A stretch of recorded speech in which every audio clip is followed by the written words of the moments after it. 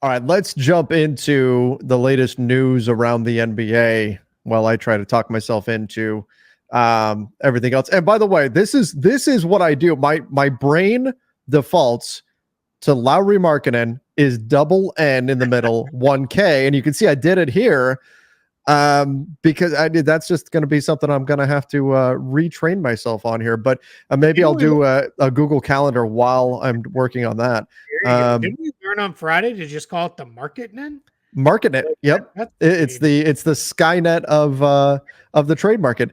So Lauri, we've got a little bit of news coming out that like the Jazz are kind of exploring two paths right now. They're looking at potentially a trade with Markkanen. They've got that August 6th date. They can renegotiate and extend him on and still have him be trade eligible for that potentially one day that he would be trade eligible before the trade deadline.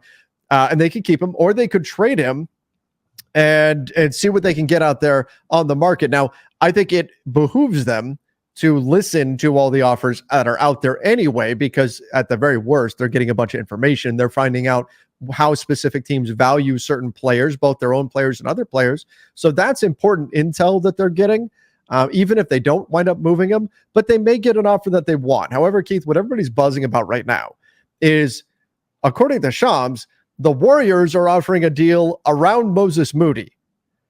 The Jazz want a deal with everybody. I mean, Brandon Podziemski, Moses Moody, Jonathan Kuminga, all the picks, all of that. Sounds like they're pretty far apart with those two ideas of what the starting point for an offer would be. Yeah, absolutely. And then I think the challenge for the Warriors is it's like, okay, cool. So you took like all of our like young depth, and now we don't really have any twos on this roster. So we got to sort through that.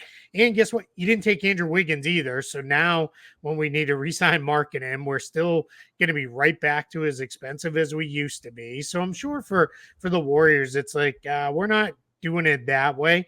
My guess is they would rather do, because obviously Moses Moody is not enough salary matching. My guess is the real offer is built around Andrew Wiggins either goes to the Jazz or he gets routed somewhere else. But that is probably my guess, as it is Wiggins, Moody, and then draft picks is how they want to do it. But yeah, I mean, I get it, right? I get why the Warriors are like, no, we're okay. Like now the question has come up. Kuminga is extension eligible for the rookie scale deal. How much are they going to pay him? Like, where is that going to go with that one? So that's where it gets a little tricky, a little messy. I do wonder, with these two sides being this far apart, there's a big gap to fill there. Does this actually get done? This trade, I don't think so. I think if you were willing to do, let's say Wiggins is the primary salary match, and if you're the Jazz, let's say, hey, all right, well, let's do Wiggins and I'm just making it up, but Wiggins and Kuminga and 2 draft picks. And then it was like, hey, but we're going to also toss you back Jordan Clarkson's salary or something like that in a deal. Like let's try to make that work.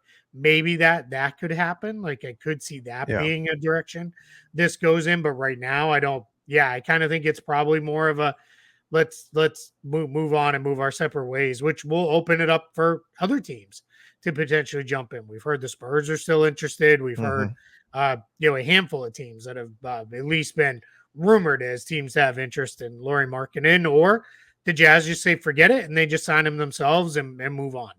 And remember, if you are a team boring off season here and you're complaining about, and probably a lot of this from Lakers side of things, complaining about the lack of moves, keep in mind that what we're seeing right now, to a degree, is probably a mini market freeze here, because most of the guys that are rumored to be available out there, Brandon Ingram, Jeremy Grant, Kyle Kuzma, Cam Johnson, Dorian Finney-Smith, all of these players, these are all guys where a team that would be interested in any one of them would also be interested, and more so, in Lauri Markkanen. So they're going to want to have some kind of resolution on what's happening with Markkanen before they move on to those other targets. So I'm not saying all of those guys are getting traded, but when we know for sure either Markkanen is being traded or not, that could open up some other trade possibilities around the NBA too. Just as you're saying that, hey, if the Warriors are not in, this could open up an opportunity for, say, the Spurs or someone else to go after Markkanen.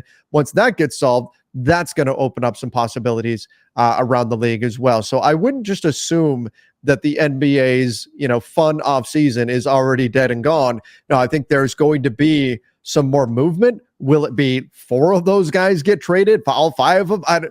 I don't know, but I do think that we're going to see some teams ultimately move on from Markkanen and turn their attention to some of the guys on that list that I just mentioned. Yeah, I completely agree. I also think I would add to that, those teams are maybe interested in the Jazz as a third team in, because they are now, the Pistons signed Samani Fontecchio over the weekend. Officially, they signed Malik Beasley. They also signed Bobby Klintman to his rookie scale deal. So that is, they're not out of cap space, but they have used quite a bit. Now Klintman won't count till the end of the month, but they're down to like 11 something million in cap space. So sure, they could jump in and help out, but really we are at the Jazz as the third team in if teams want to utilize them as a trade partner. So that's where that could also be holding things up. Because even if it is, hey, we're not getting Markkanen, but we want Ingram, but the Pelicans don't want players X, Y, and Z. Hey, Utah, what do you think? Can we route them there? And then you all, like, we split the draft capital coming back or whatever it is that way. And that could be how this kind of comes together. So that's what's going to be the puzzle pieces here. And I'll repeat it. I've said it before. Danny Ainge is sitting there right in the catbird seat, right, with that big smile on his face. Like, let's go. I'm kind of controlling things, and he loves it. Yeah, absolutely. Again, worst case, they're getting a bunch of very, very valuable information by having these discussions. Yeah. All right.